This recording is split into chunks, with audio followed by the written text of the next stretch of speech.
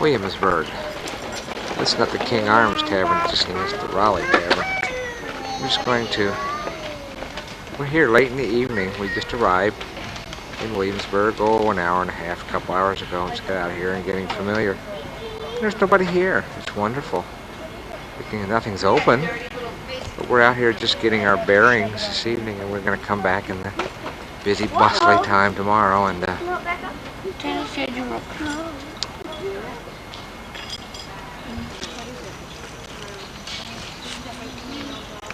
is the capital of Williamsburg. Oh, you're kidding.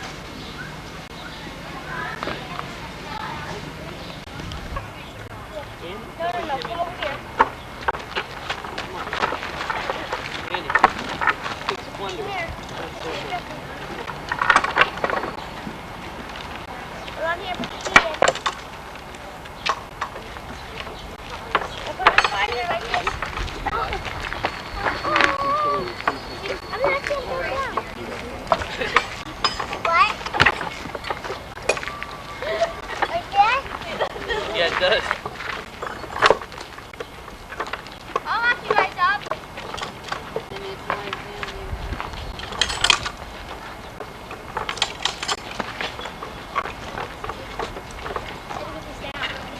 Are you? Hi, guys. Kevin, come on over.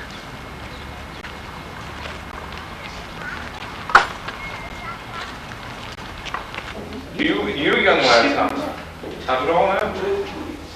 You know how to operate one of those pieces, don't you?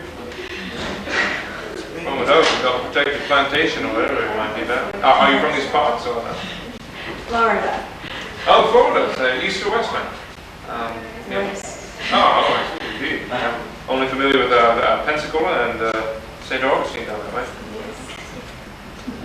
You have much trouble with the Spaniards down there? Or have they cleared out since They're fierce. the Britons took off? Supposed to be the lawn and spinning.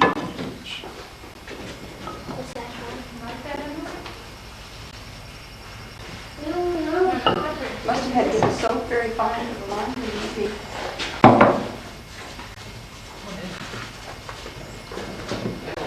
She wants to feel it.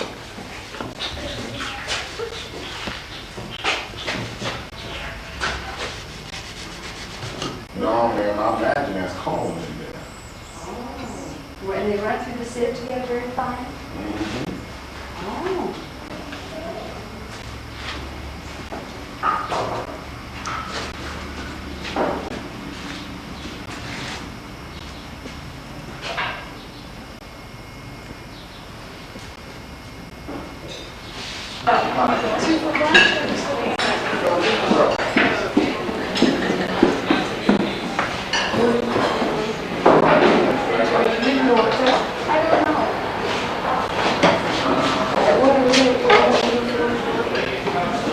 this is the capital. Williamsburg was the capital of Virginia colony.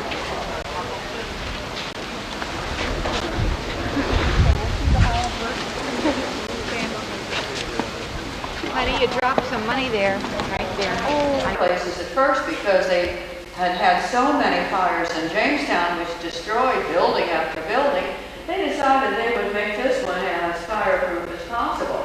So no fireplaces were added, but after a time, they began to complain about the discomfort of the building, how cold and damp it was, and when the clerk said the papers were suffering from dampness, that was it. 1723, they built some fireplaces in the building, warmed them up nicely, and then in 1747, guess what happened? Fire, that's right. Destroyed the building, they rebuilt it and opened for business in 1752. The second building lasted until 1832, and guess what happened? Fire again, that's right. By that time, the capital had moved to Richmond. There was no longer a need until the Restoration began, and so consequently, the building that you're in right now was built on those same foundations of between 1929 and 1934. And it was to house both the General Assembly and the General Court, and we're in the lower house of the Assembly. This is the hall of the House of Burgesses where the elected members would meet. 2 burgesses from every county throughout the colony of Virginia, and 1 each additional from Williamsburg, Jamestown, Norfolk, and 1 from the College of William and Mary. And basically, their duties were to initiate bills, appropriate monies, levy taxes, and every bill to be passed must be read 3 times in its final form, and then the clerks who were seated around the center table would carry those bills to the upper house to await their decision. Now, you and I know that today a great deal of the preliminary work is done first in committee, and so it was in the 18th century.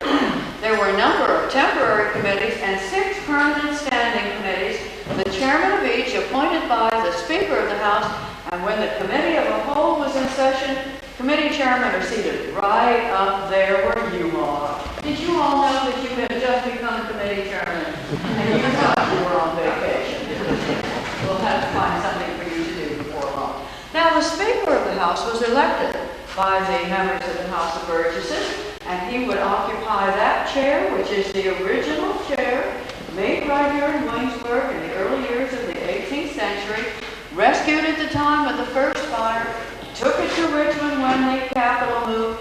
Do you know that it took a special act of the Assembly to bring it back to Williamsburg where it belongs in the first place? So we're glad to have it at home. But here is where you would have met Patrick Henry, Thomas Jefferson, George Washington, George Whit, George Mason, the Lee brothers, and many others who began their political careers serving as elected burgesses. 1765, they were protesting here, meeting as a whole together, protesting the Stamp Act, which had been levied by the Parliament in England, a tax that they had imposed on all kinds of paper goods, legal documents, as well as newspapers, stationery, playing cards, etc., and a tax for which we hadn't voted, and we protested, saying it was a taxation without representation. I knew you'd know the answer to that. That's right. And Patrick Henry, a young newly elected burgess, stood up and protested and introduced a number of resolutions against it, 5 of which passed.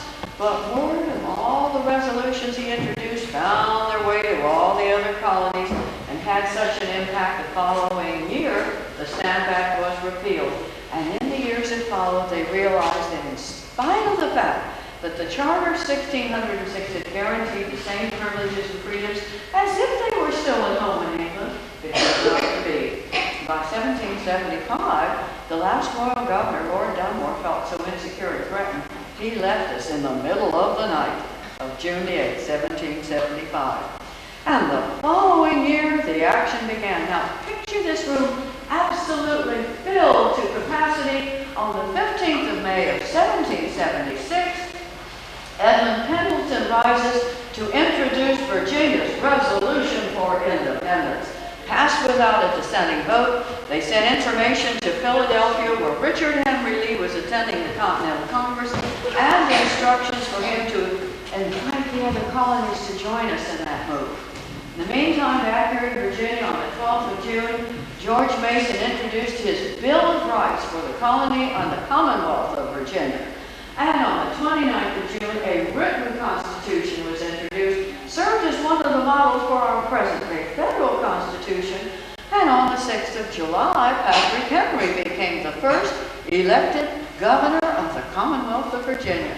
By October, we had a newly elected and reconstituted assembly, which continued to sit here until they moved the capital westward in May of 1780 to what we called that muddy little city of Richmond. It has grown a little since then. Behind me are the portraits of His Majesty King William III, after whom our city is named, his wife Queen Mary II, the only co-equal rulers England has ever had. Ladies and gentlemen, I'm Mrs. Sanders, going to be my pleasure to walk with you through the rest of the Capitol. We'll leave here, walk up through some committee rooms, and stop in the joint conference room. Bring your cameras and your questions, and if you have any questions, I'll be glad to at least try to answer them for you. But we will ask your cooperation in the rooms until we get to the last one. If you will look but not touch the fabrics or the furniture until we get to the last one, I can invite you to be seated again. Come join me.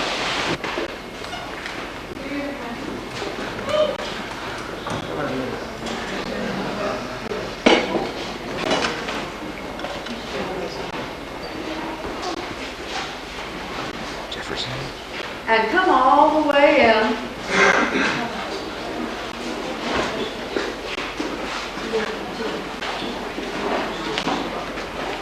You saw at the top of the stairs are the rooms in which the various committees would meet. Now you must remember that a Burgess was appointed to more than one committee, so obviously they're not all going to meet at the same time. But what a wonderful learning experience it was for those newly elected Burgesses to be appointed to a committee to learn what government was really all about. How to frame a bill. How would it help my area, the constituents I represent? What would it do for them? What would it not? What can I do to make it better? So it was a very good experience. And of course, the committees would be chaired by men of seniority as well as experience. And you do notice that I'm saying men only. They are the only ones who served in government. Male, free, white, 21 or older, businessman, property owner, landowner, and a member of the Church of England. The Anglican Church was the established faith of the colony of Virginia, and if you're going to serve in government, they expected you to be a member of it. In spite of the fact that the Great Awakening had taken place, the New Light religions were making great inroads into the established faith. And still, if you were a Methodist, Baptist, Quaker, Presbyterian, whatever, you were taxed to support the Church of England. And in fact, in 1779, Thomas Jefferson introduced a statute, not just for religious freedom or tolerance of, but for the free exercise of religion. But even then, it was too much, too early, too radical. They weren't ready for that. And it was tabled and tabled and tabled until not passed until 1786. Now here we are in a joint committee room where very carefully they selected men from the lower house that we've just left and the upper house that we'll meet in a moment or two. And one of their major duties was to work on bills that had passed, not just one house that had passed. I don't know what's happened to my mind. I've drawn a blank. You ever do that? You do, don't you? Oh, I hope so. Passed only one house. That's what I'm trying to get out. But not both, because it was mandatory that they did both. So they were to work on that bill until it either was not passable at all, or they could bring it to a point of acceptability and passage. And this is the room in which they would meet, use it as a chapel and have their prayers and the reading of the Psalter. And when that was completed, they considered they were fit to begin the business of the day. And I do want to call your attention to the portraits here. Right over here we have Edmund Pendleton. That's the gentleman that introduced Virginia's resolution for independence. An excellent lawyer and became a very fine jurist, and it's an original portrait by Charles Wilson Peel. Now, the large portrait in the center is John Robinson. And during that time, he also, for 18 of those years, served as treasurer of the colony as well. But when he died in 1766, they decided that was too much power in the hands of one man. And they divided the office, and Peyton Randolph, whose house is down here on Nicholson Street, became Speaker of the House, and Robert Carter Nicholas, the treasurer. Can you tell me who the man in the red cape might be? Patrick Henry, that's right. Served many years as an elected Burgess and 5 times as Virginia's governor. But you know, Mr. Henry and Mr. Robinson didn't get along, didn't like each other. Looks to me like the curators kept that in mind. You'll notice they hung them back to back. That would preclude any further arguments, won't it? And the other 3 portraits are original Gilbert Stuarts of our first, third, and fourth president. George Washington, an officer in the French and Indian Wars, 16 years an elected Burgess, Commander-in-Chief of the Continental Forces, presiding officer in Philadelphia when we were framing the Constitution, and it was a foregone conclusion that he would become the first president of the United States. And then Thomas Jefferson, 15 years in elected Burgess, went on to serve as governor of Virginia, minister to France, secretary of state, vice president, president of the United States, and yet left instructions that he preferred to be remembered on his tombstone for having founded the University of Virginia, for writing the Declaration of Independence and the Statute for Religious Freedom. And then his good friend and our fourth president, James Madison, very properly known as the father of the federal Constitution, for it is the Virginia plan that he took with him to Philadelphia in 1787 that really served as the basis of what we honor today and live under, our United States federal Constitution. Well, ladies and gentlemen, we've been on the people's side of the house, but as we go through those doors and step into the room on the left in there, we will be walking into the king side of the house. Now you're going to find a more elaborate room, marbleized effect on the woodwork, elegant chairs, a beautiful piece of needlework on the table. What you are going to enjoy only with your eyes, aren't you? Open the doors and walk right on through and I'll follow. Considerably more elegant than the room that we left downstairs. This is the upper house, and remember that while this is the council chamber, these men sat here under rather different circumstances. Burgesses elected. Here sat 12 men who were the wealthy, the very elite of the Virginia Planter Society, and the governor would submit a name to replace a vacancy or to fill a vacancy of a gentleman that he felt had the same social, political, and economic attitudes that he did. For these gentlemen were to sit as counselors, executive advisors, and associate justices of the general court. And they were to sit for lifetime and or good behavior. Now, what is the only body that sits with such a long period of time today? Supreme Court. That's right. You don't understand why they aspired to this position. This was security for them. And if the governor were absent, then the gentleman with the longest term of service would preside as president of the council, the governor's council himself. Well, you can imagine that when a vacancy occurred, these men who knew each other, were related to each other by marriage or blood or both, it became almost a self-perpetuating body. They get together and make very strong suggestions to the governor as to whom he should appoint to replace them. And they would receive the bills then that the lower house had passed and make their determination whether they would concur, dissent, or amend, and of course had the privilege of originating their own bills, with the exception of the money bills, and that was the privilege of the lower house alone, very much as it is today. Perhaps you can also understand that for the most part, these men were royalists. Only 3 of the 12 were at all participants in the patriot side of the debate. And so when war broke out with England, some of the men went home to England, or retired to their home or farm or plantation with an oath that they would do nothing to hinder the patriot cause. And they were replaced by an elected Senate body of 24 men and an elected governor who did not, again, for many years, have the powers that the appointed royal governor had had. And you can see, although it's a little bit dark, somewhat the effects of the marbleized woodwork. This was very fashionable. They called it a deceit, and it was not because they could not afford marble. It was fashionable in Europe and England, and anything that was fashionable in England would be fashionable here. Over on my right is a portrait of Her Majesty Queen Anne on the throne at the time the Capitol was first built. And she kept hoping that one of her children would live long enough to succeed her on the throne. And her strongest hope was Prince William, Duke of Gloucester, and it's his portrait hanging in the hall out here. Painted when the young prince was 10, but unhappily he died of a combination of smallpox and a blood disease before he was 12. Well, there were no more legal stewards for England's throne, so a distant cousin, George Louis, Elector of Hanover, arrived from Germany to become George the 1st of April.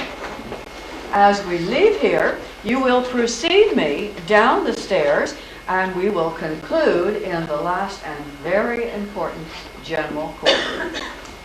Little room.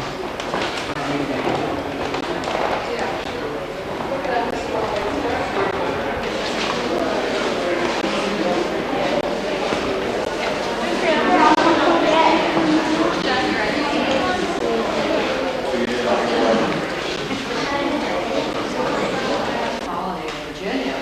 For when this court was in session in April and October, it was usually referred to as Public Times in Williamsburg. It was the highest court in the land, and it handled the very important felony cases involving money or property, and murder, arson, treason, horse stealing, counterfeiting, etc. And the governor entertained when this court was in session, because that's when the upper level of society would be in town. And if you had special services or entertainments to offer, because the population grew a little at this time with people coming in for business and pleasure, then you want to take advantage of the expanded population and make an extra shilling or two. When the court was actually sitting, you would find this room absolutely filled to capacity, but not sitting on nice, comfortable benches.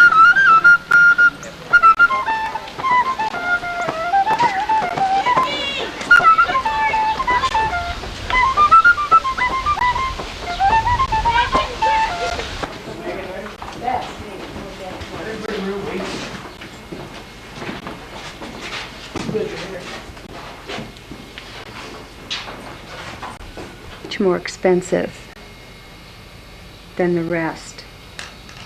The other rooms, they had to share a two-for bed and then onto the floor.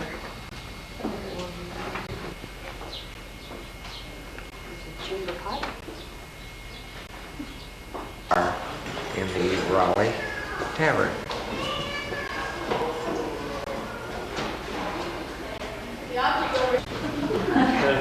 Travel was a lot more difficult back then. Every hour that you spent on the interstate on the way to Williamsburg would have translated to about a day's journey on horseback. So when you did arrive somewhere, you didn't turn around and go right back. So please don't aim that at me. It makes me very nervous. All right. After the birth of the second child. So they stayed a very long time. Now, ladies, we could come into this tavern if there was a ball or an assembly being held. Gentlemen, you'd start paying for dance lessons for your children, and they were about 13 years old. When they became 18, it seems that the lessons stopped. By then, you've already mastered the minuet. Figure by the age of 13, you would have more control over your body. Of course, the gentlemen are growing so fast at that point, probably around 15 before they got it really under control. Now, when you bought a subscription, every woman in your household who was age 14 and over was included on your subscription. But gentlemen, even if you were in that family, you had to buy your own ticket. Now, when you came, you had to start off with the minuet. Have any of you ever danced minuet? Sometimes you get well, we danced one couple at a time in order of importance, and all of you would watch until it was your turn. We'd start with the most important person, finish with the least important. Now,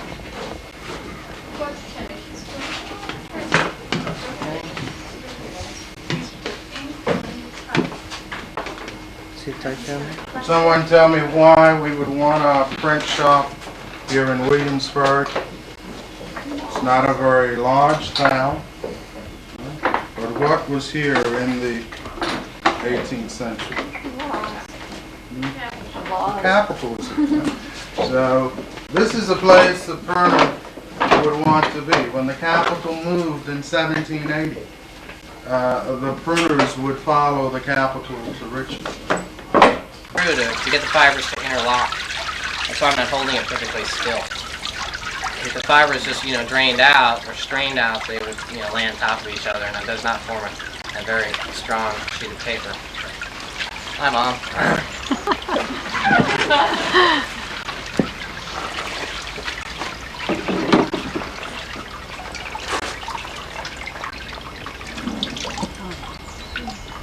What did you say those fibers? Focus. Zoom.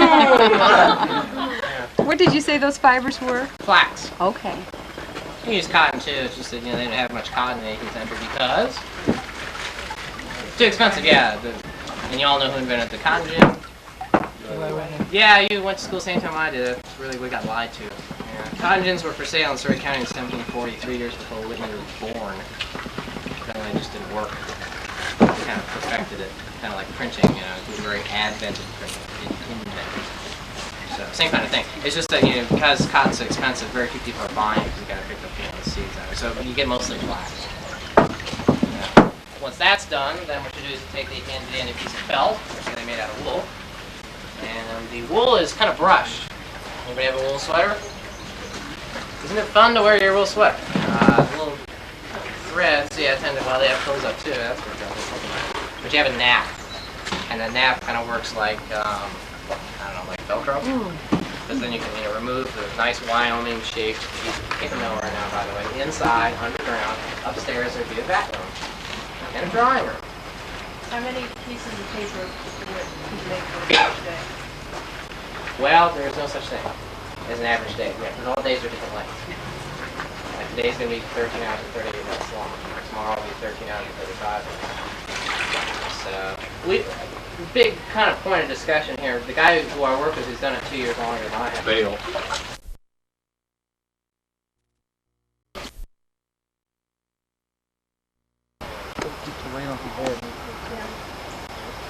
Look out, guys. Got it to go on. Can't tell what it is.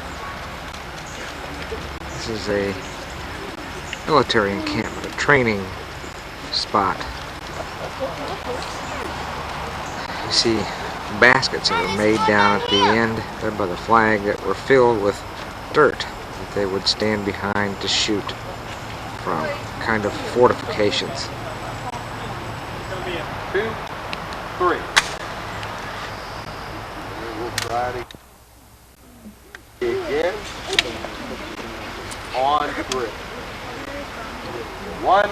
About 20%.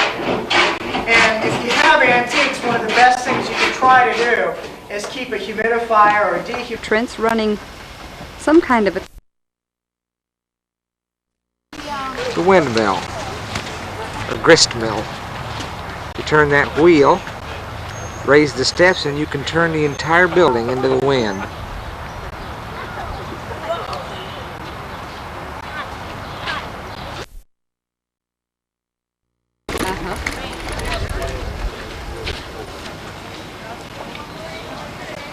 Beautiful home.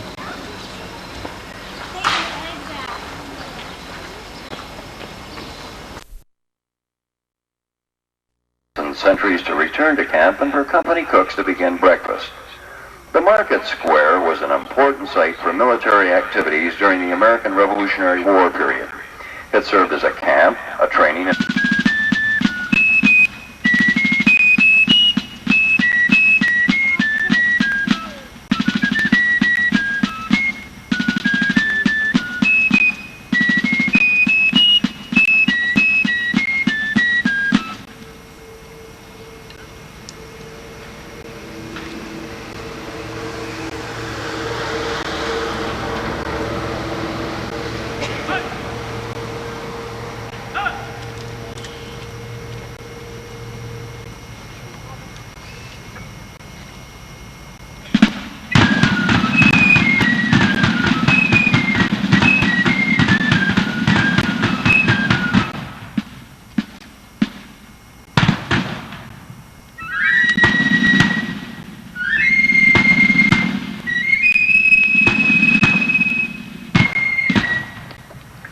Following drummer's call, the corps played the Point of War and 3 taps, 3 cheers.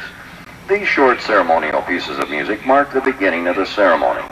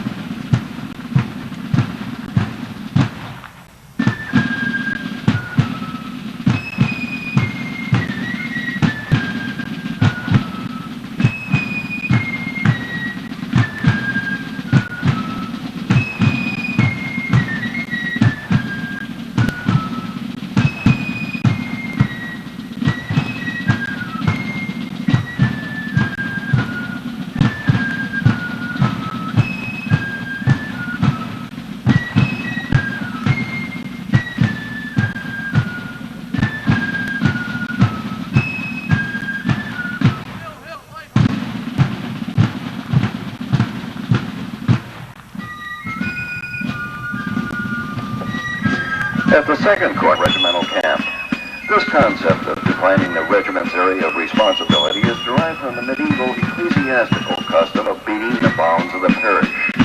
This ritual was carried on annually by European parishes for the purpose of demonstrating for all the area of the church's responsibility.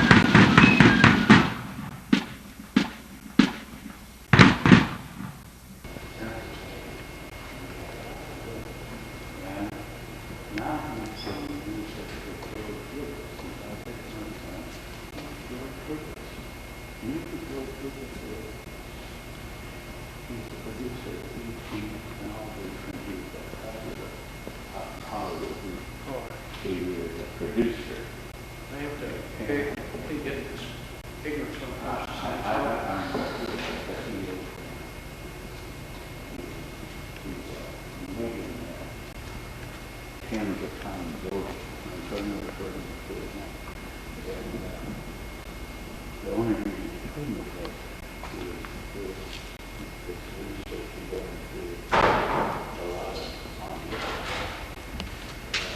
material that is not being put in order and so forth. And This is the governor's palace.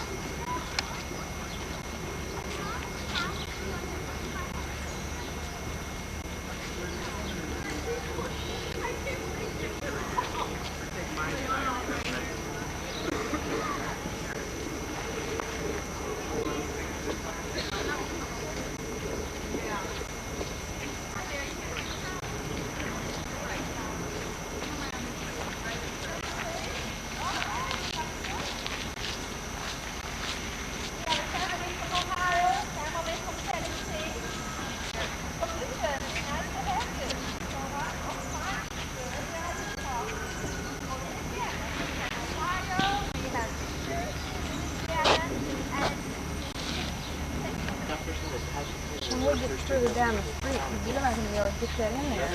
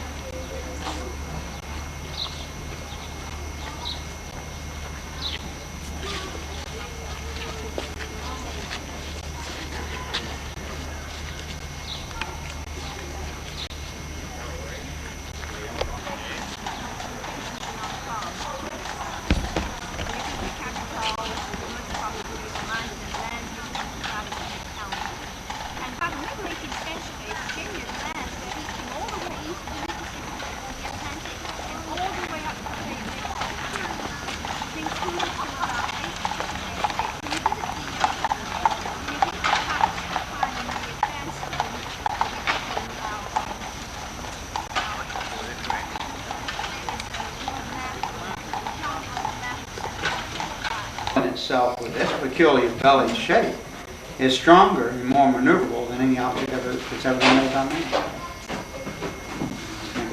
Physical handling. what do they call these pieces? Aspects of the arch except the keystone, so we've only kept the strong part. But we don't have a keystone, the whole bucket's keystone.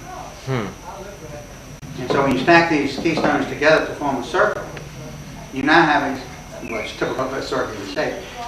In the theory of the circle, you have no weak point. So the harder you drive the rings up the flare, the more tension you put to the outside of the keystone, the stronger the arch becomes. So if you put too much energy into the hoop, you can break the hoops, but you can never crush the circle to be part of it. So we just assume that if you've made an accurate cut when the hoops are in tension, it is a lithographic unit. It's very simple from a cooper standpoint, but also keep in mind for it to be that simple where you could do a bucket in less than an hour. If the cooper is gone and is an apprenticeship program, you do 7 years of training. 7 years you can teach anybody anything. So that's never a concern. You may be a slow learner. Well, we don't care. 7 years you can be as good as any cooper. Sure. Few activities. Today Shannon and Tiffany are going to tell us a few of the activities you might have seen the children doing in the home. Girls would usually begin learning their needlework skills between the ages of 4 and 5. They could begin with basic stitches, such as playing hemming, but by the age of 10, most girls would want to complete a sampler, maybe similar to this one. And on this is the marking stitch, and it's common for modern-day cross stitch, but it has a few extra steps. And that makes the image on the front the same as on the back. And the marking stitch was most commonly used to mark linens and fabrics. This next piece is something that usually only the gentry class girls will be doing. It's called the queen stitch, and it's 16 steps per stitch, and each one square would take about 2 hours. So it was time consuming, and it would be more expensive considering that this would all be done with silk thread. Then later when she's finished, she might fold it over and make it into a change purse or a penny purse. Along with these accessories, girls would be doing all the making and mending of clothing for the family, and if they had them for the slaves. Did you know that Mr. Getty had 3 daughters, so that's probably what they would be doing in their spare time. So today we usually use needlework as a hobby, but in the 18th century it was a necessity. Music and dance was something a child would learn in the 18th century, and it was a way for them to show off their social graces. There are many kinds of dances in the 18th century. For formal dances, one of them was the minuet, and for country dances, one of them was the Scottish reel. Before each dance, the girl and woman would have done the honor curtsy. She would have placed her feet in a position like this, holding one hand on top of the other, keeping her back and head perfectly straight, while her eyes are lowered toward the ground while she's sinking down, like this. Would any of you ladies like to try this? Well, there were many kinds of musical instruments in the 18th century, and one of them was this instrument over here. Do you know what it's called? It was called the spinet harpsichord, which Nancy Getty, the oldest daughter of other Getty families, played. Do you see anything different from the spinet than of a modern-day piano? If you look toward the floor, something is missing. Yes, the pedals are missing. And if you look at the keys, there's fewer of them, and they're smaller. And the sound is different. There's a few notes. Oh, wow. But the sound is different because the strings are cut by goose quills instead of hammered like a modern-day piano. Musical instruments and dances like these was a part of entertainment, and it's different from our thing. Thank you. So those are some of the activities you would see in a middle class home in the 18th century. You're not seeing gentry class represented here, but middling sort of, middle class, but upper middle class. Mr. Getty was doing just about as well as a craftsman could in the 18th century, considering they weren't allowed to be gentry class. Hey, before you leave the property, we'd like you to see the foundry out in the back, where his two older brothers, William and David, work.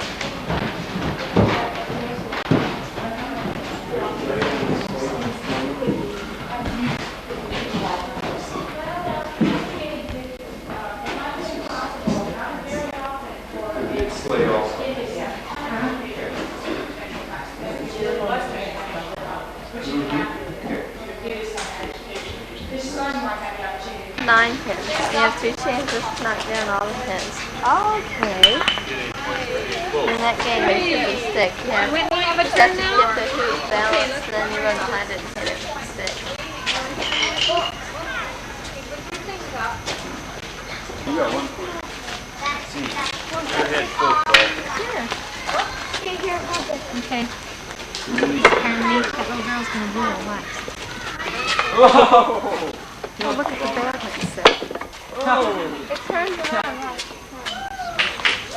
Look at the weight. That's what we call it a birdie. At least 4. You get 4. Christy, look at this. Look at the oxen. See the oxen. Trevor, did you see the oxen? Look. It's easier.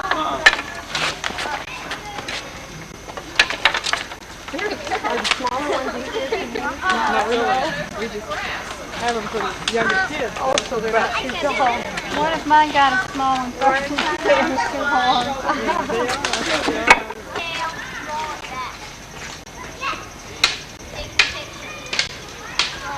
It wasn't a handle stage, so we'll pick up. That's a pipe hammer. In a foundry. Full pipe. That's where their tea caddy scoops there. That's from Boo's Tea. And those are marrow spinners. They're kind of an oddity today. You'll take some candlestick like this. Is this a salt spoon? Sure is, yeah. It's silver salt spoon.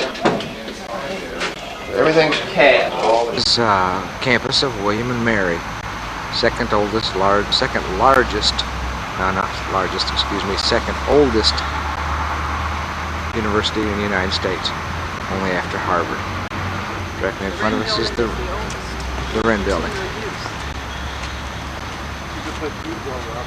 I'm in a room inside the Wren building. It's quite impressive.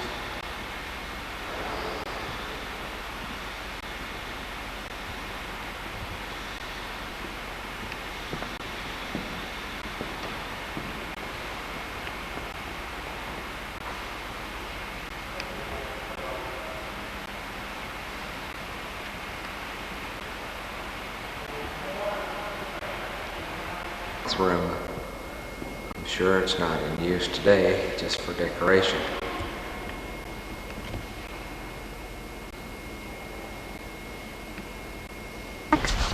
Or the side, rather, of Monticello.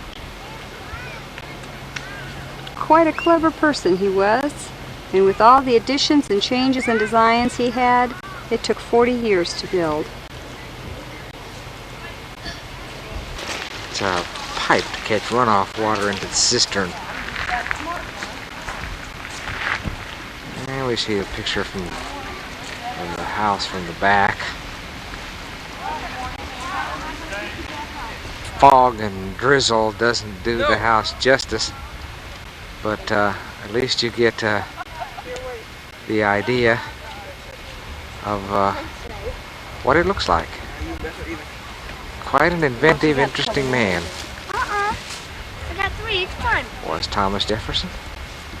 And how many times did you get it? This is underneath that portico that we walked out on from the house. Stables all along here. And an ice house that's 16 feet underground. This is the tunnel that runs underneath the house. This is the Jefferson's kitchen. Oops, between the railing here. They carried food from here through the all-weather tunnel up to the house.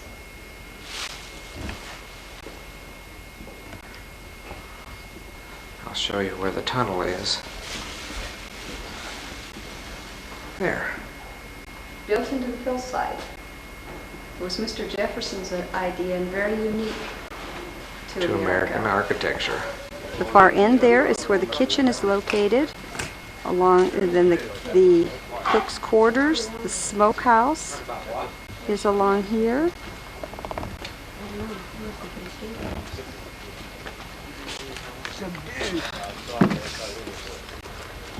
And what do we call this little house? At each end? Lavatory. Oh yes, there's a pavilion at each end. And this is upstairs on the other side. House. The fireplace. And it smells like smoke. It's been used a lot. This is blocked off for our use. But up there is where the smoke comes in, and all the meat is hung in here to be smoked. This is built into the side of the wall. This is all at basement level.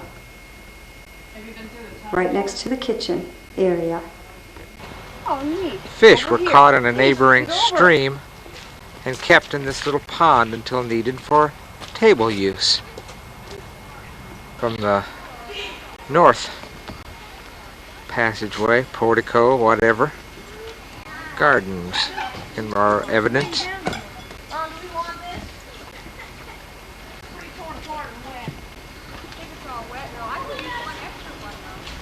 Back up to the house.